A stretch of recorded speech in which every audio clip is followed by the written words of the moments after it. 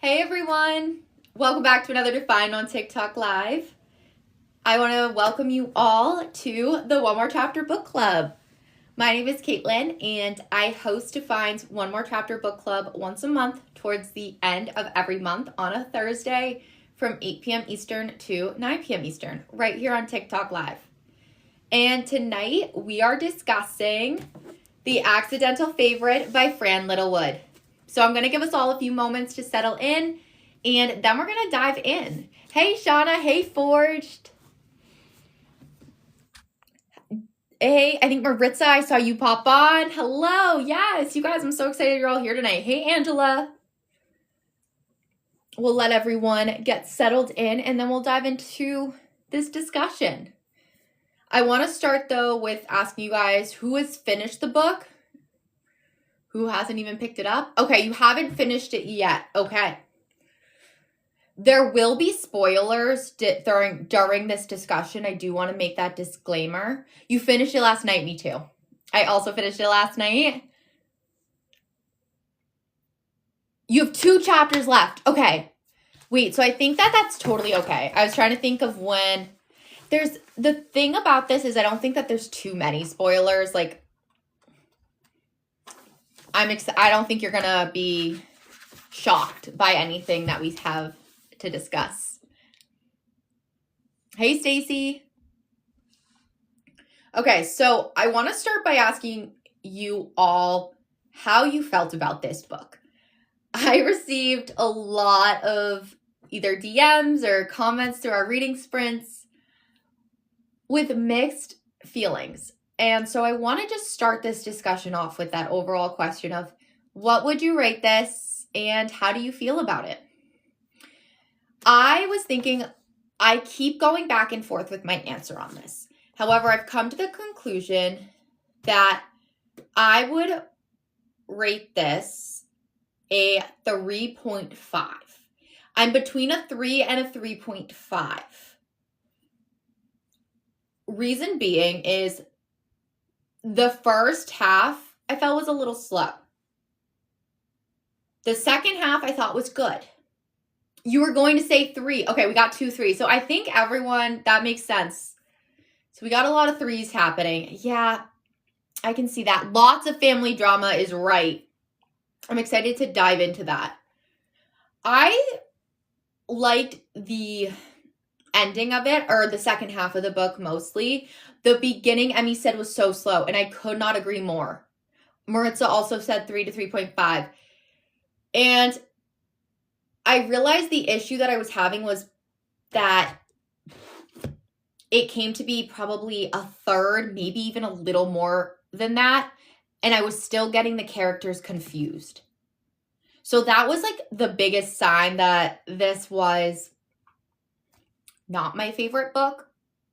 However, I did want to share, I wanted to know how you all felt about the fact that there was no chapters. Angela was confused at first with the English words for things. Me too. Me too. I didn't realize that it must be an English thing where they say maths. And like little things like that. Maritza had a list on the side of characters to keep up. I don't blame you. When I was on the reading sprint, I would have to flip back. And Maritza also said that the chapters was confusing. That was something I actually enjoyed. You realized it was a timeline of the week and last event. Exactly. So overall, this book did take place about a week. And the focus was them living in this glass house. Hey, Becca. Wait, I'm so excited. Hey, Jill. Becca was one of the people that mentioned that this was off to a rough start when she was reading it. But overall, the book took place over about a week, and we are witnessing a family vacationing in England, and they are vacationing in a glass house, which of course is a metaphor. So we start off with a metaphor. We don't know right away that it's a metaphor, but that will come into play. And we are witnessing someone trying to understand this lifetime question of, is there a favorite child? Which we come to find out later on, which we'll get to in a little bit, but I just wanted to make sure that everyone was understanding like kind of the timeline and what this book was about. Now, again, we've had mixed reviews on how we feel about the book. A part of me thinks that none of the characters were likable. So I think that that was a tricky part. With the chapters, I did enjoy the fact that there wasn't any. I thought it was cool to have this intricate way of writing in different timelines and seeing different perspectives. Rather than it being this POV, we're witnessing a shift going back and forth in time. Emmy also said that none, but I could see where Eva was the possible favorite. Yes, oh my gosh, hold that thought, Emmy. We have to dive into that. But before we dive into the characters again, I want to see, how do you all feel about the actual question of, is there a favorite child?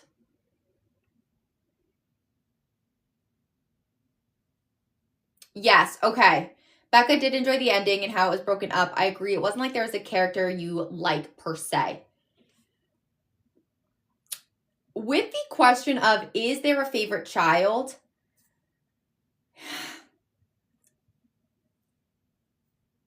I think a lot of family dynamics are so different. And I don't like this idea that there is a favorite child.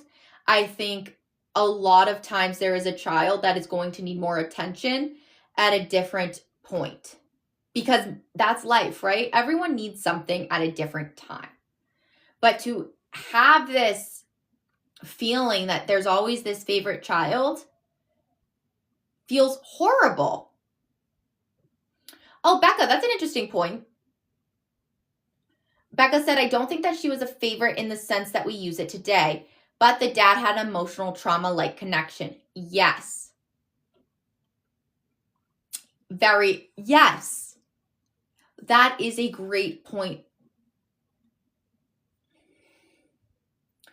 That is such a good point. When we hear the word when we hear the word favorite child, we automatically think, I feel, as the one who is the golden child. They can't do anything wrong in the eyes of the parents. And in this weird way,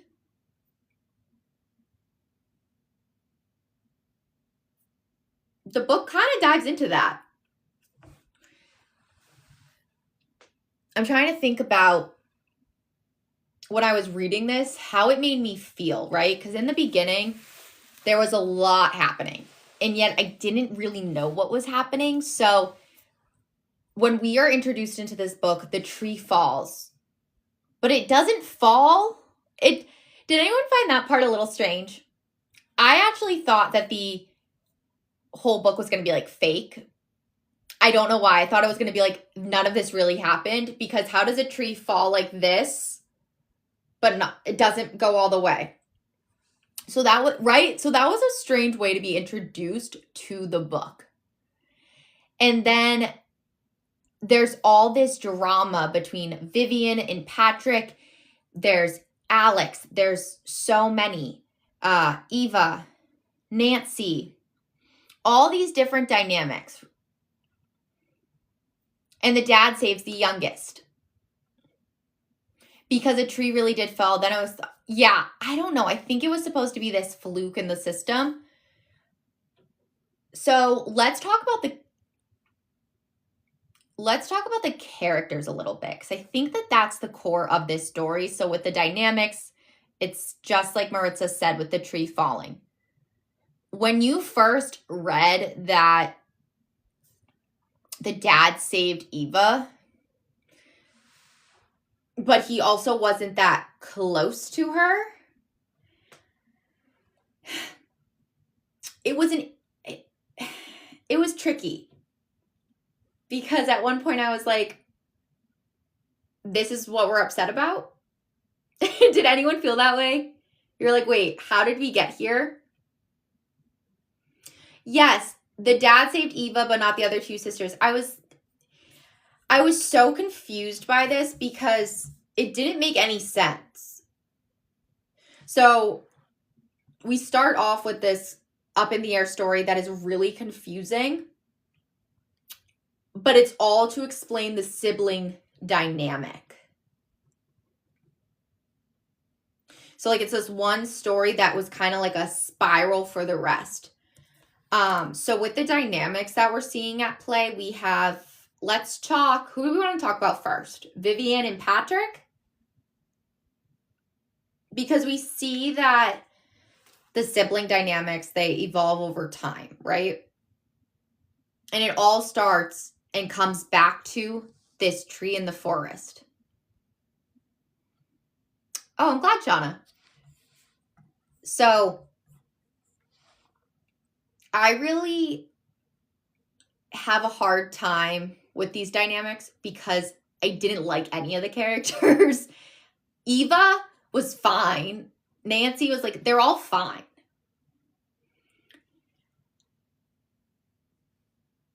But there's some holes, and I don't get why they feel very bitter to me. Matt was coming to mind, yes. So Vivian and Patrick are the parents. And we don't really know why they're fighting.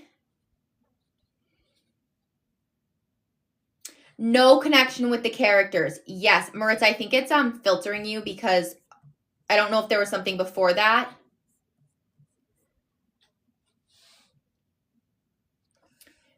And they have this fight that the girls see, but they're shocked because these parents don't fight. What do you mean? And yet we're seeing all these flashbacks, and they all have this core memory in different ways of the parents fighting. So I don't know, there was just a lot happening in this book. It's hard to narrow down exactly where to start. So let's take a step back. I'm jumping around, you guys. I'm sorry. I want to start. Let's start with the dynamics and the characters. Who did we like? Who did we not like? I want to talk about Eva first because she is the one that everyone keeps liking the most, I think. Even though Nancy and her... You like Nancy. Okay.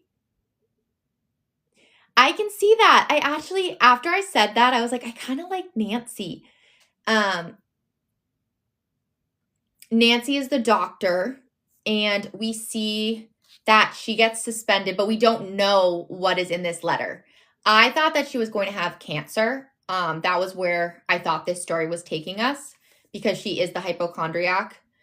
And I did like the juxtaposition between the fact, Emmy, hold up. Why? Nancy bothered you the most?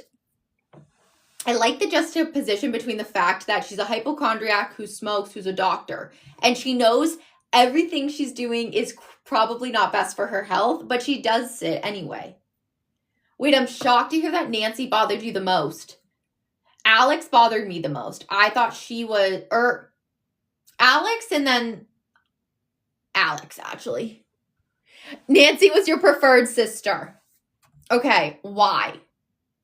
Let's start here. I don't want to be jumping all over on you guys. I'm sorry. I have so many thoughts with this book. So, wait, that's so funny to me. We have so many different emotions on Nancy. I loved Nick. So, you guys, I take it all back. I did like one character, and it was Nick. You thought she complained and had a strong opinion about everything.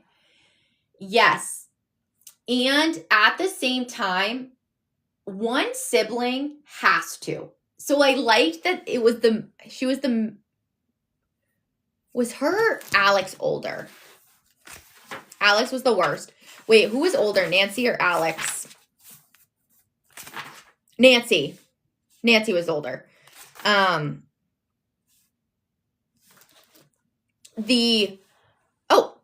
wait, Alex is older?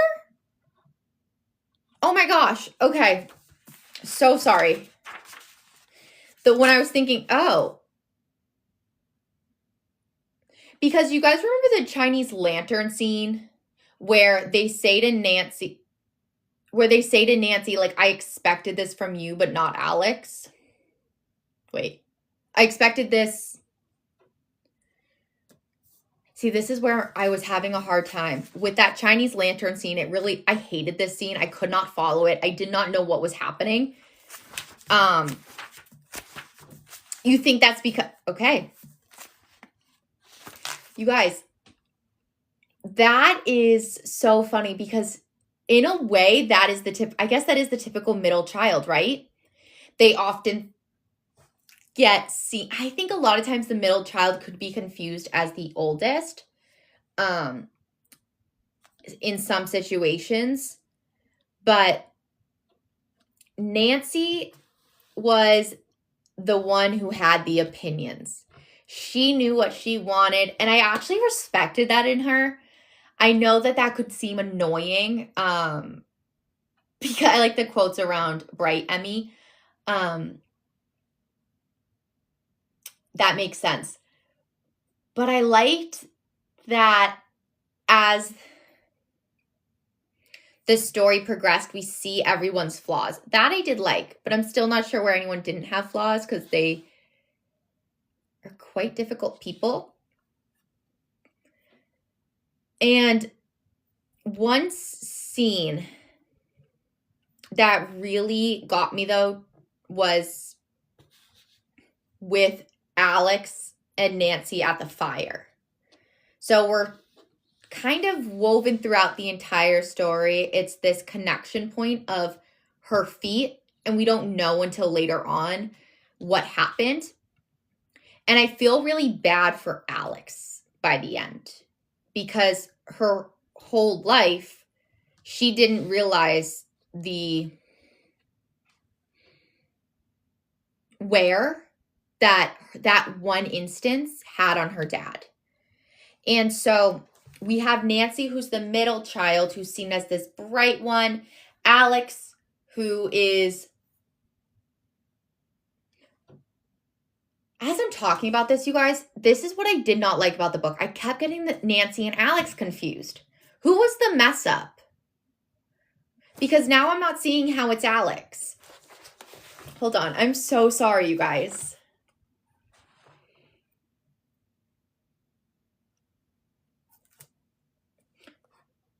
Like, they always said that they were like the mess up child. They were always the problem child. So I'm assuming that's Alex.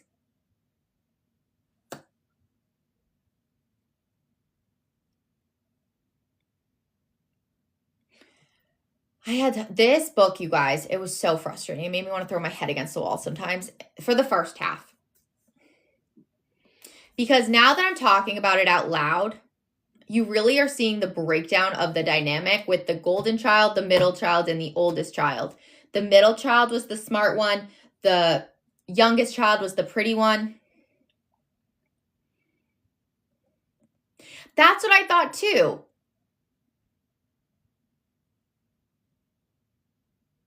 So then what was Alex?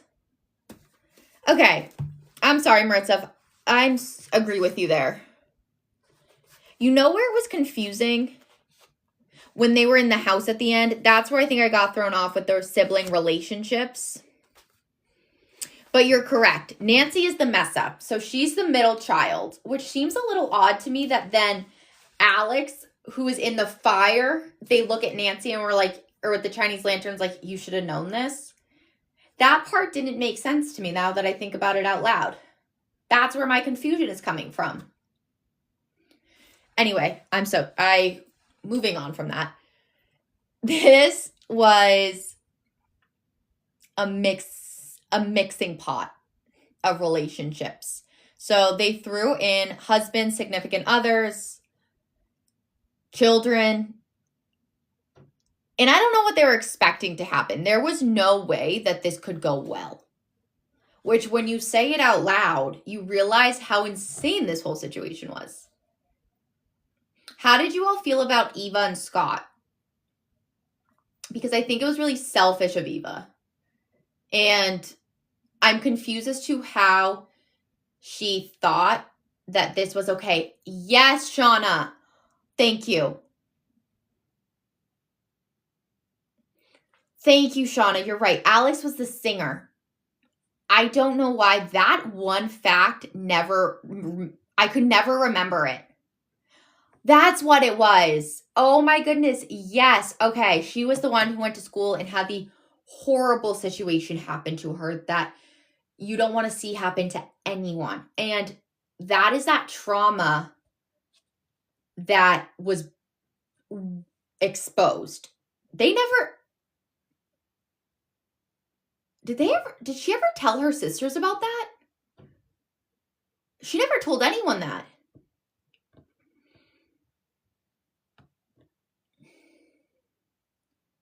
Which is heartbreaking. Yes, it was a messy mix of family trauma and drama. Try to say that 10 times fast. It's really hard. And hey, Jackie. Wait, Jackie, did you read the book? And there was a lot of random details thrown into this. Like Scott and Eva, right? So they're randomly married. We don't quite know. Like, I thought that was such a dumb decision. Does anyone else feel that way? Because the way that they were acting in the beginning of this book, like for half of it, I honestly thought that these girls were in their like early 30s. Yay! Okay, that's totally good. Oh, she 100% regretted that marriage. I am just confused as to... Oh, hey, Jess. It was so odd because you didn't have to marry him. Like, I don't think... Was anyone even pressuring her into this marriage besides herself? No. And I was like, this just felt like such a poor decision that didn't align with who she is, right? Like, she's this wonderful mother. She has everything going for her. And yet she says, yes, that you think that she felt safe with him. See, that's the thing, Emmy, is I actually don't think she ever liked him. I don't know if she ever felt safe. I feel like she felt trapped and like wanted this to work, but there was no way that she actually thought it worked. It's a dysfunctional family for sure. I can see how the kids had one perception of the family. Yes.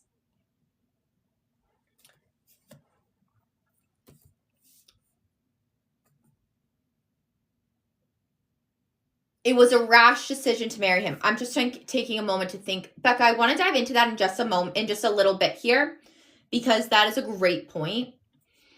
It was a rash decision to marry him. And then at least she got a prenup. That's the good news. But then I felt a little frustrated with the Lucy and Eva of it all, because a part of me wonders if, because there's a line where Eva says when she finds out about the son and the daughter, if she almost deep down knew that this was going to happen. So that I thought was a little insight into the subconscious at play throughout this story. And we also had this whole idea that Becca just brought up about the perception of family. So let's take a moment and let's dive into that, because that is another great point. And focus of this book with the idea of memory and how all of our memories are a little different. And there was one line here that I had marked because it said that Alex would rather not strip the rose tint from her childhood. She was happy growing up. It was a great childhood, and she'd rather keep her version of the past that way unsullied.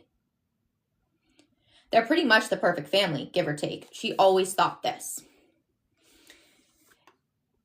And we are seeing throughout this entire book that rose tint being lifted. Specifically the Christmas Eve flashback. Every girl remembered it differently. With the color dress that the mom was wearing to the girl. And that was an important note in the book. That to me was when everything started to change. That was the moment that everything had to be different right there from the book. Because that I think was really well done. That was the scene that I wish that the entire book was like. Even though I know that wouldn't be possible because it was such a fast-moving scene. But I thought the author did such a great job as to getting the different girls' point of view. Having this idea that all of our realities are a little bit different. And it was the little details to me that stood out. Because they all remembered the arguing. They all remembered this man at the door. No one knew who he was or why he was there. But there was the remembering of the fight. There was different dresses. Emmy said there was a mention about the mom at a swimming lesson reading a book. Eva said she never read a book. Yes. Those were the little details. And you don't know what the truth is.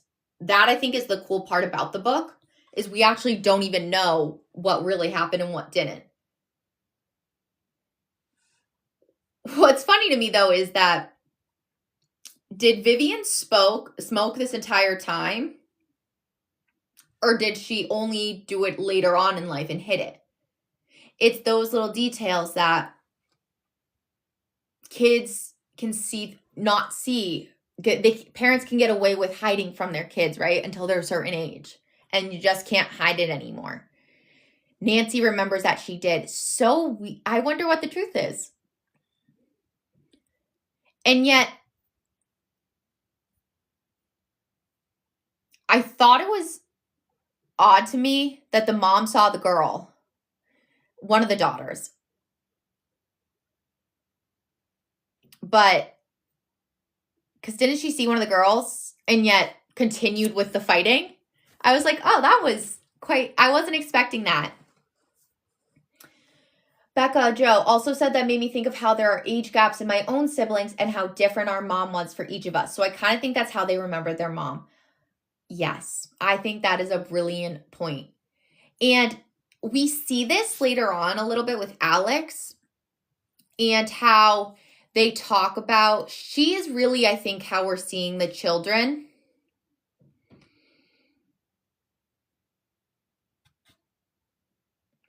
And, oh yeah.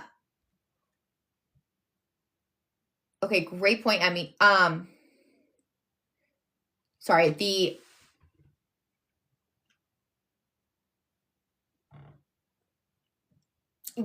we see Alex with the 3 kids and her oldest.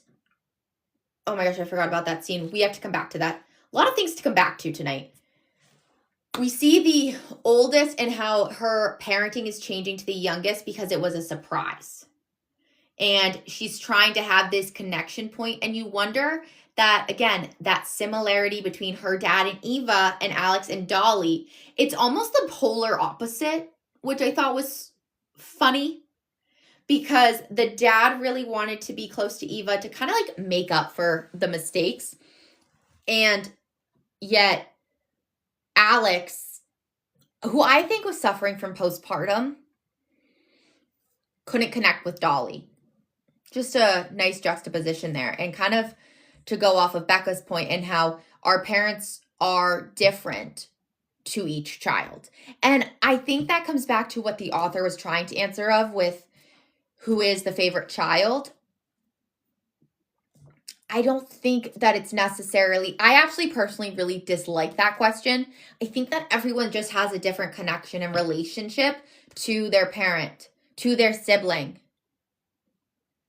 And Emmy also said when Patrick was watching the girls for the evening and she and he slept together, she wanted a cigarette then. Yes, you're so right. And yes, let's talk about Matt a little bit. Wait, Al, I'm so sorry. I keep doing this, you guys. This is what I had a hard part with it. I hated that scene with Alex. I did not understand anything about that. I understood it in terms of what it was supposed to show us, how it could happen, but I thought it was creepy and I thought it was so unrealistic, and that scene really bothered me, and I thought that was the most selfish thing for Alex to do. But because we know about Matt, we don't know how they broke up, I believe. You can correct me if I'm wrong, but we never quite, I think it was just a, you grow up.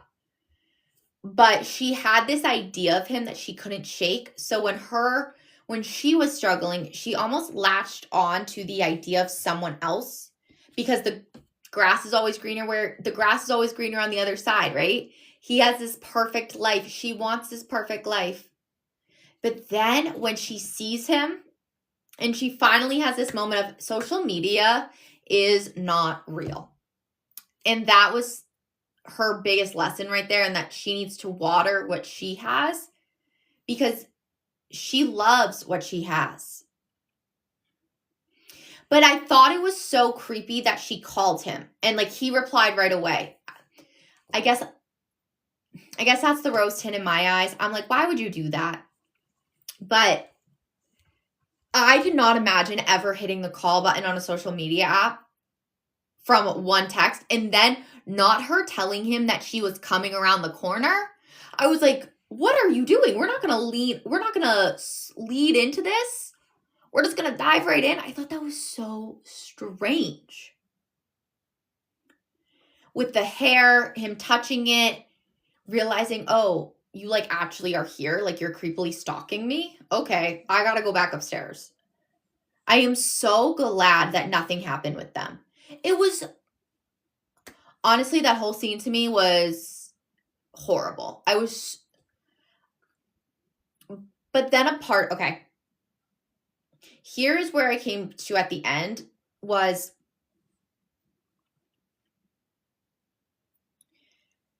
I could not, yes, nostalgia took over with him, and once she took it too far, he backed out. But it was creepy with the timing of it all, because it was literally in 8 hours. So that little detail was annoying. No, that was not the strange man at the door. The strange man at the door was the neighbor's friend. Oh my gosh, you guys. How did I not? This is why I like to talk about the books with you all, because I start to put the dots together and I have to talk it out with you all. I didn't quite understand at the time, and we're not supposed to until the very end, as to why the Wilsons are so triggering for Vivian. Obviously, because that was her cousin, who is probably, spoiler alert, Eva's dad. I think he's Eva's dad. That was another little detail. There was so much happening in this book at all times, and yet we never knew what was happening. You know what I mean? That was one of my biggest issues with it. It was like, I can read a book for a good amount of time, be like, okay, it's going to fall into place. It's going to fall into place. But I need it to fall into place a little faster. This felt a little too ambiguous for my liking. Did anyone else feel that way, or were you guys connecting the dots? She was distinctly aware, odd as pretty, and just seemed different. Emmy didn't connect those dots either, right? Okay, I'm glad I'm not alone in this. Yes. Oh my gosh. Right? Like, however, I really liked at the end. Okay. This was, because now I'm fascinated that we just had this realization together. I really liked that throughout the story, it was this idea of kind of being there for one another. Because one scene that looking back on always stood out to me was the scene with the bus stop and the girls. Because we see these girls, like the sisters, and I don't know what everyone's family situation is like, but if you have a brother, a sister, I don't think it matters whatever you have for siblings. You have this unspoken rule of, I can be mean to you, I can say something, and we can put it to the past, but if someone else does, watch out. Not okay. And so with the bus scene, when I think this is where it gets confusing. I think it was Nancy and Alex. It was someone at the bus getting made fun of by the girls. No, it was Nancy and Eva. Nancy and Eva, who Nancy came over and played big sister. I really liked that scene. And we did get to see this nice connection with them. That's what anybody's family, exactly. So they did have,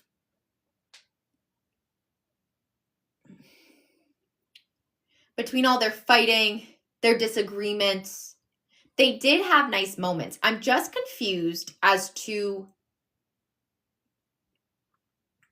if there was really, I'm trying to figure out how to phrase this nicely. Because the girls in the end, like, and we're seeing them in present day, right? As Marissa just said, like, some paragraphs from the present, they jump to the past. Events were all over the place. I couldn't agree more. That part was super hard to follow. The one thing I don't understand was how they got here. And I think that's the entire story, honestly, is how we got to this point. But I don't think that they know. Because all of a sudden they hate each other. But growing up, they had this perfect family. So it's this past resentment coming to a boiling point.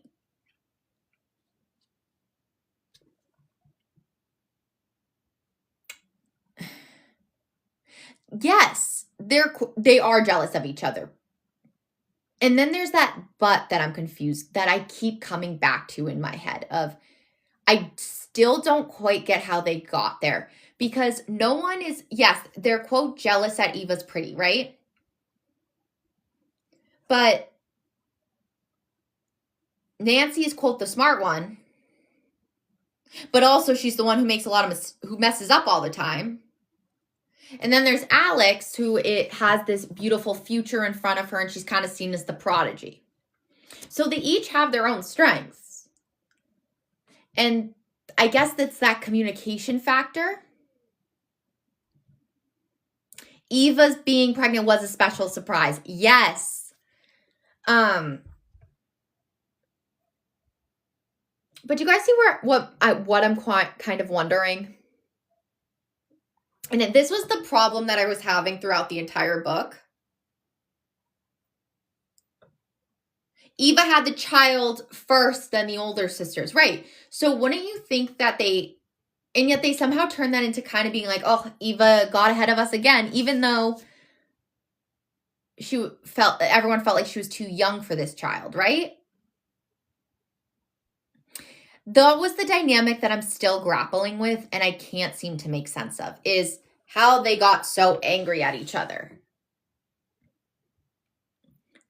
And yet they kind of view back at their childhood like, I never actually thought that he had a favorite.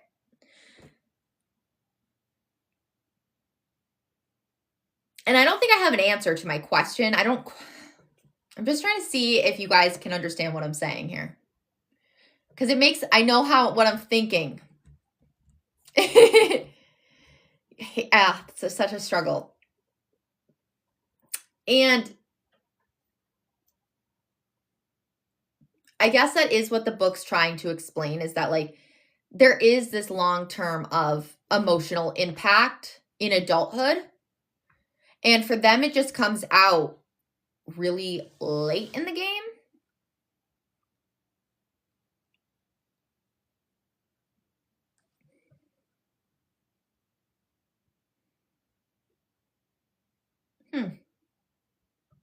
I don't know, just something to think about how they got there.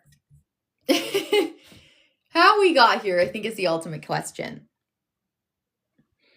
Becca said to me, it seems like they were close enough, but their different personalities and experiences are what spaces them as adults. That's a great point. I do wish we saw a little more of their adulthood just thrown in there a little bit, because we see Nancy's, and that's what I really liked. That's it. The slow unraveling of questions they started having. Oh my gosh, you're bringing it back, Becca. Yes. They started slowly having these questions, kind of picking apart each other as siblings do, but it got to the point where they broke. Such a good point. And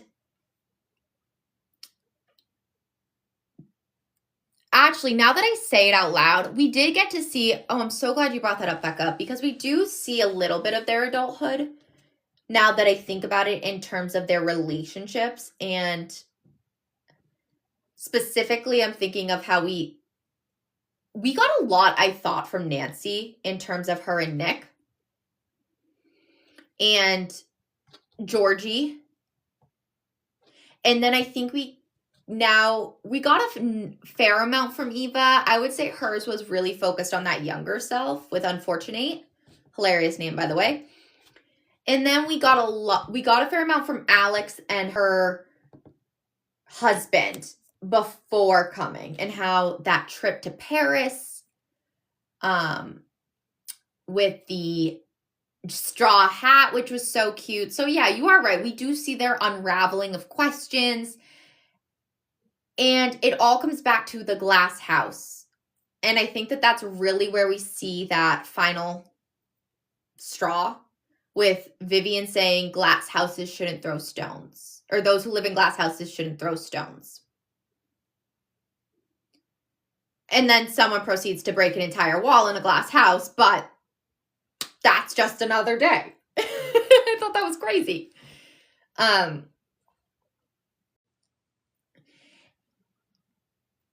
a way, when I was reading the book, it kind of felt like a play. Like taking a look, like this big orchestra with the frogs. You have the smell of the frogs, and it's this slow build up into this really bad smell. We don't know what it is. Isn't anyone else feeling this way? So if you picture each person, now that I'm talking about it, as like an orchestra, it really comes together.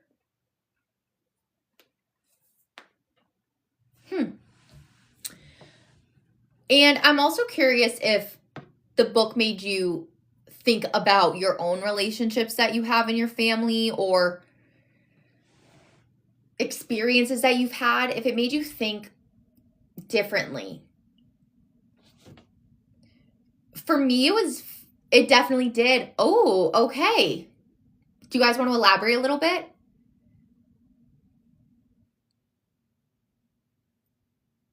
It did. Okay. I thought it was, I had a hard time relating to it in certain ways, especially with the concept of the favorite.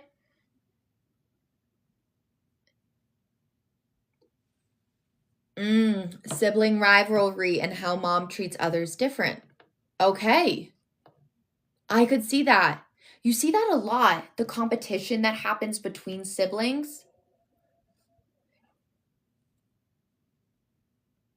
Oh, okay. Oh, thank you for sharing this, you guys. I relate to Nancy in the sense of feeling like a mess up, Eva with the pregnancy, and Alex with being messy. So, okay, when you say messy, are you meaning at the end how she was literally a mess? Or are you talking like in terms of the clothes being everywhere? Because she was the one who always is such a neat freak, right?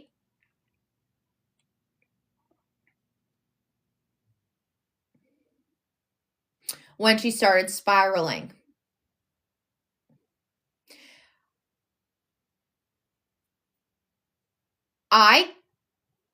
That driving scene, you guys, did not love.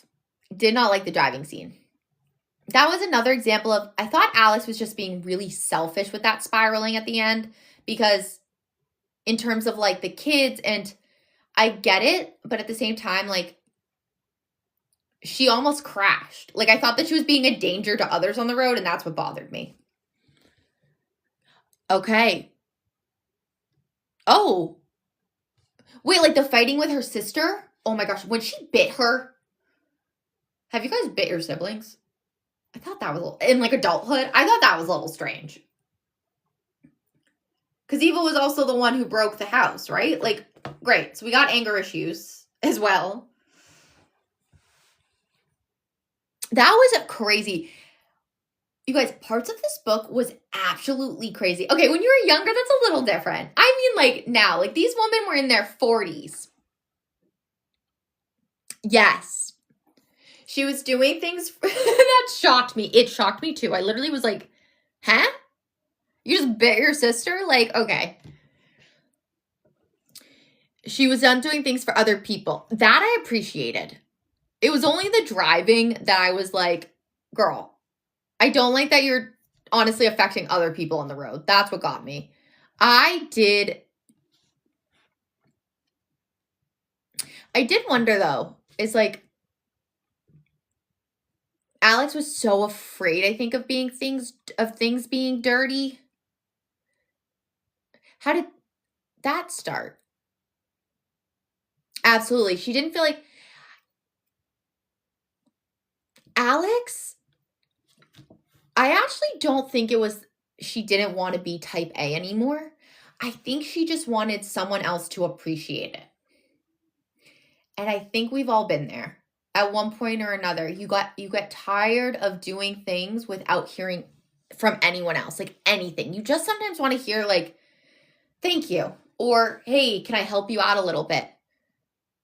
Because I think she actually enjoys making sure that things are running smoothly. And Luke was so awful with her. Like, they were both had their own faults.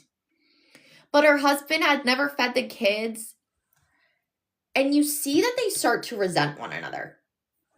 But what I really appreciated was that I think in a lot of times you see it just completely fade. And I really like that the author actually chose to bring them together. I really appreciated that. Yeah. And I do think that each of them had their own struggles, like mentally. I think it wasn't necessarily said, but I do think that was this underlying problem. And I do think that Alex was having this postpartum, and you feel so bad because when Rosa pushed Dolly off the bed, those were the little things in the story. I was like, whoa, whoa, whoa. This got a little dramatic for like now we're saying that your child is a crazy, like a psychopath. And then Alex blamed Lucy. Like, what? You didn't think the problem, like, there's clearly a problem. And you get it at the same time. Because you're like, she doesn't want to admit it. Like, it's easier in this moment to put the blame on who was supposed to be watching her. Even though the night before you were at this dinner, she did come to terms with that after. Yes. But I didn't like that part of the story. I thought that was unnecessary and a little bit out of the blue.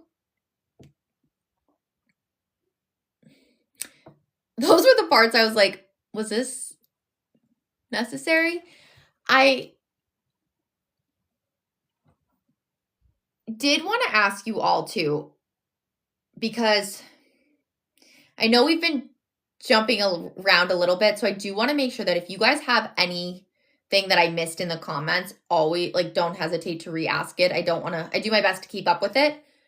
And if you had any thoughts too that we didn't get to touch on, make sure you guys let me know. I thought the dinner was hilarious and awful all at the same time. But the fact that we got to see this, because we all like can picture it in our heads, right? You go to this big family dinner and there's so many little interactions and dynamics happening and everyone is perceiving everything so differently. That was so awkward.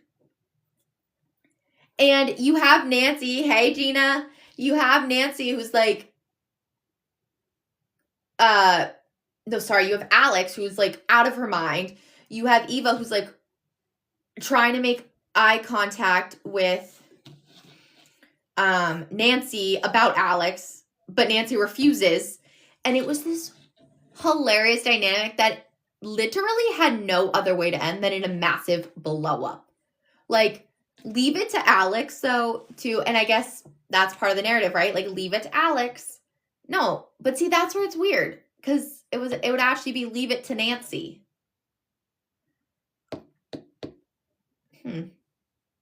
But anyway, that was a wild scene. And the fact that the neighbors were there.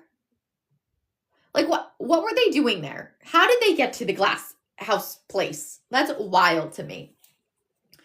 And I'm also curious how you all felt about the ending.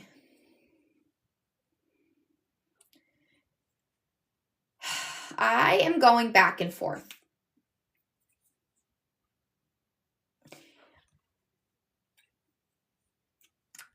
I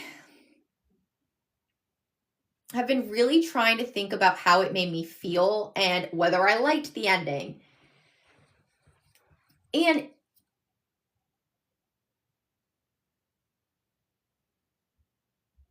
Nikia, so I will have a post going out tomorrow with the next book club.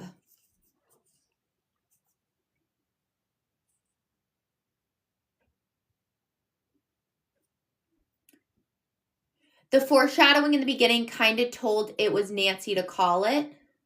Wait, what do you mean by that, Gina?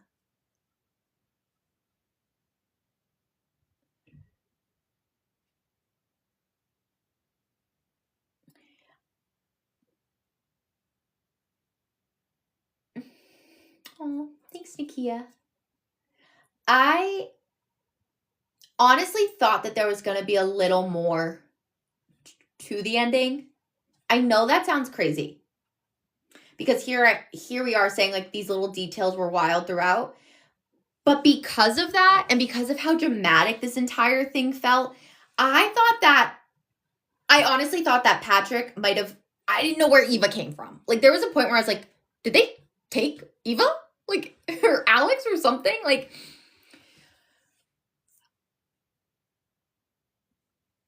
I can't quite get my answer on how I feel about the ending. So I'm really curious to see if you guys thought. Nancy was the only one ruminating about the father's action in the beginning.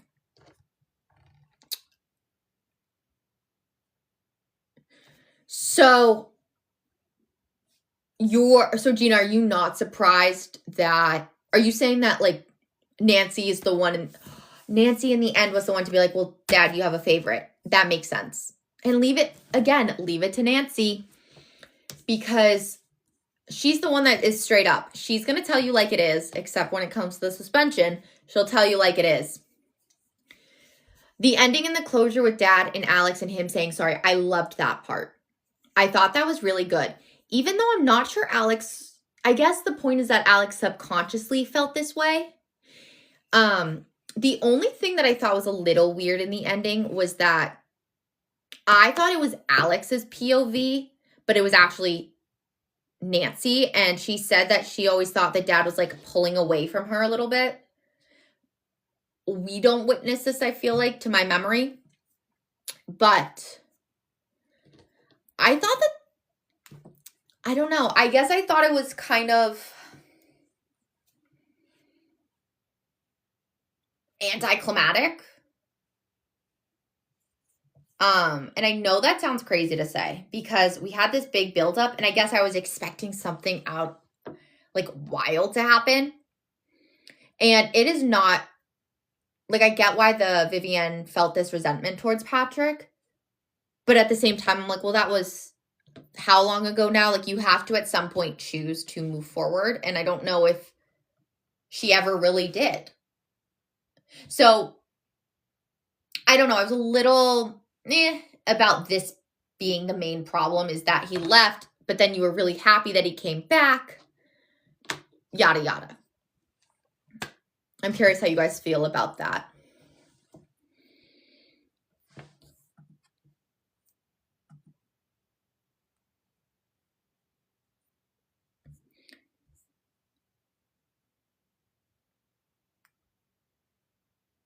The other thing, I know we're getting to the end of book club, but it was weird that the first entry of Alex or Eva was the playground description about her legs. Wait, what?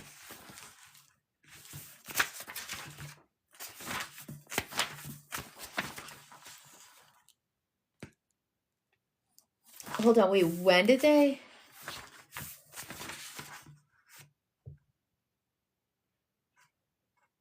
Oh my gosh, you're so right. That is a little weird. I think Nancy did notice. I think she wanted to, I think she was afraid. But I think that Nancy was kind of used to always being, she always felt a little second fiddle. And so she didn't trust that this catch could like her. And I think that probably happens a lot more than anyone even wants to admit. I bet we've all felt that way. Like, you don't want to admit, how can you accept this? Because what if it doesn't work out? You know, you naturally feel afraid. And so, and I think she was embarrassed about the suspension. And I think Nancy had a lot, I think she was I actually think Nancy might have been one of the more insecure ones.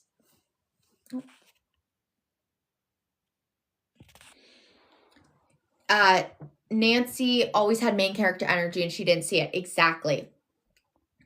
And I think she didn't believe in herself because of the viewpoint of always being the mess up. And that one, I think we see a lot in life. I think one child is kind of blamed, or you kind of make fun of them a little bit, like, oh, that's just them. But after a while, that is how you start to view yourself, especially as a child. You have to have this self-worth from a young age. So I actually thought that Nancy, she did know. I think she was just afraid. And I thought that was very relatable. And I really liked how the author approached that. Because even in the scene with Eva, right? Her first reaction is he here for my sister? Does he like my sister? And no, that's not the case. But of course she felt that way because she was always seen as not the pretty one. You're the mess up. So I think that's such a good, I'm really glad you brought that up, Maritza. What do you think? I don't recall her being bullied by anyone.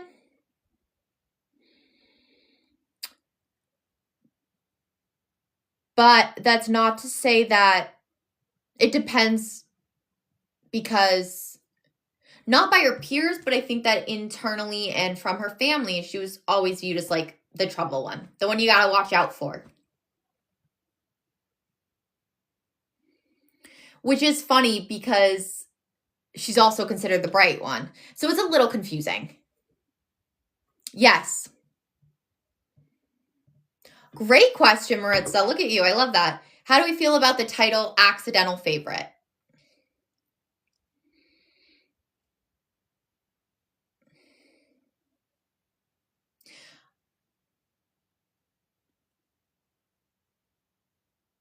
haven't thought about that.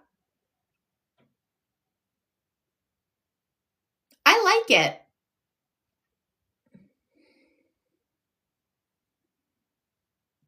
How do you feel about it? Let me take a moment though, because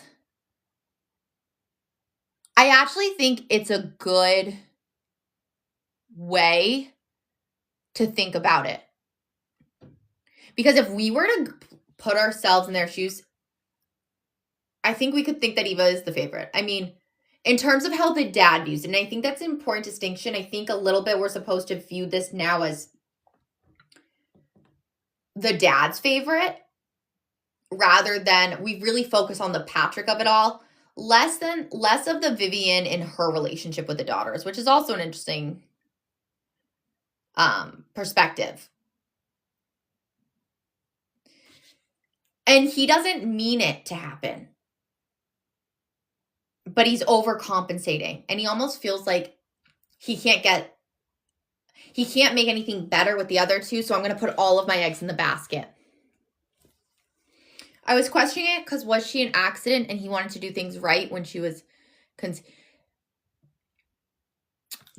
okay, that's a good point. I don't think it's in terms, I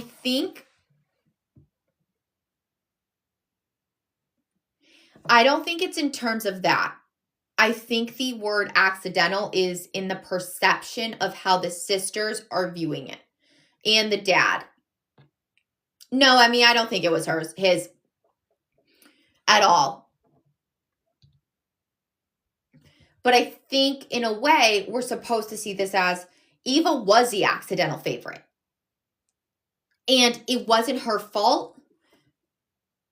It's not necessarily something to put the blame on, right? So that's a good point. It really makes you think. And I don't think the title makes sense until the end. I also think it was the neighbors. And I really liked the ending of this. I think that's such a good way to wrap this up, is that I liked that the author chose to focus on the fact that it didn't matter. Because what would that do? It wouldn't do anything. And at the end of the day, it had more of a point. Like, being the dad, it wasn't just the blood. It really was everything else. And I actually highlighted in the end a flash of memory, the kids in the lounge, all three of them teenagers, watching Ricky Lake or Kilroy or Trisha or one of those shows, and scrolling across the bottom of the screen the words, "Who's the daddy?" And then the last sentence of this paragraph is, or maybe she'd only wanted to think that. If you pretend long enough, does it become a truth of sorts? And I think the answer is yes, because I think if you pretend long enough, if you start to believe it, and if you believe it, who's to say it's not true? Granted, a test would have proven it, but then you get to the question of, well, what does that prove? You know? So I think it's I really enjoyed and appreciated that part of the ending, because I think that's an important point.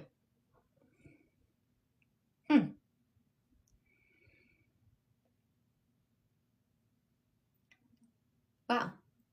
Okay. I think this discussion was really fun to me, because I honestly was not sure how people were going to feel about this book after, like, because I know, and because I had getting some questions on it of like, oh no, like, where do we think this is going to go? I don't know if I like this. And so was really excited for this conversation, to hear more from you guys on your takes and your thoughts on it. Overall, we're all, I think, on this pretty much of that 3-star. It was okay. I personally wouldn't recommend it to anyone, but I did really appreciate parts, and I liked the fact that we got to see the different perspectives. I think it could have been a little stronger at times. I have heard that Amazing Grace Adams, like, after I was looking into this, that, like, That was also a good book by her. So I'd be curious to go and check out that other book as well. But I want to make sure that we covered everything here tonight when it comes to the accidental favorite.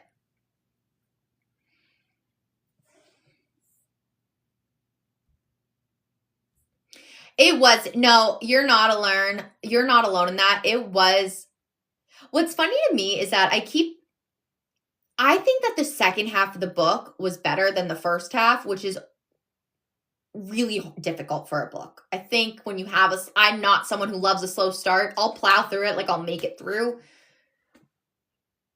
But it could have been a lot stronger. But it was a great insight into different dynamics and family relationships and kind of seeing how it all comes together, and this idea that we all have different perspectives and can experience the exact same situation differently. So it made us think a little bit. Right? Okay, I mean, I thought there was a point where I was like, is this Nancy? I think it was Nancy and Alex. That Eva, I think, was pretty straightforward. Nancy and Alex felt so confusing to me. So I am glad to hear that I'm not alone in that feeling. Because I was a little like, whoa. Me too. I also thought I was getting them mixed up, Gina. I was like, who is who? And that right there is a problem to me. And I think that was the biggest red flag, is like, by a quarter of the way in, I want to know who I'm reading about, right? I get it with a fantasy, like sometimes there's too many characters, but this one didn't feel like it was done the best way it could be. I also had to reread some parts, Maritza, and you know it's bad when you get to a point where you're like, I don't even want to reread it. What do you mean, Shauna? They brought in celebrity names?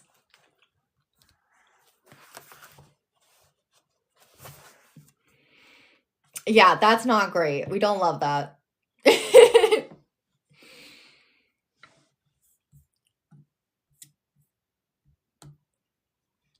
Okay, you guys. No, the family tree doesn't really work. Like, I need you, if it's going to be a family tree, like, okay, some family trees work, but like this one wasn't helpful. Like, I didn't need the family tree. I needed the family. So I'm excited too, because great, Maritza, February is actually our author spotlight. So the way that our One More Chapter book club is set up is that every other month I have you all vote on the book. So January, you all voted and the accidental favorite one. And then the next month, which is February, it's our author spotlight. So we have a female author join us for the discussion on their book. And you know what, you guys? I was going to wait until tomorrow to post it, but I'm just going to, why not just tell you all right now? I'm going to tell you guys. Let me get the book. I was going to wait, but I'm feeling like I want to share it. Okay. I am so excited for this. I will have the post going out tomorrow morning at 10 a.m. Eastern. The TikTok live is already up and made. But you guys, hold on. Before we get to it, I do just want to thank you all before we show it. I want you guys to know that I really appreciate you all showing up for One More Chapter book club. I love hosting these for you all. And I have made our next One More Chapter book club event. So that is already made in TikTok. You can go ahead and register. We'll be meeting Thursday, February 26th at 8 p.m. Eastern. And let's do this. Let me show you the book. Okay, you guys. Author spotlight time for February. We are reading All Superheroes Need PR by Elizabeth Stevens. Oh my gosh, I'm so glad. I know this. Oh my gosh, you guys, that makes me so happy. Thank you all for showing up. I appreciate you all so much. It's so fun, and we're on this journey together. So Thursday, February 26th. I usually wait till the next day, but I was feeling a little giddy. I'm so excited to talk about this one. It's available on audio, KU, the bookstore, wherever you get your books, and the author will be joining us, which is so special. I love these times with you all. And thank you guys so much for tuning in again. So I will see you all here. Yes, Maritza! Oh, you guys are the best. So just once again, thank you for being here. And I love being on this journey with you all. And let's continue navigating each page and every chapter of life together. Good night, everyone. Yay.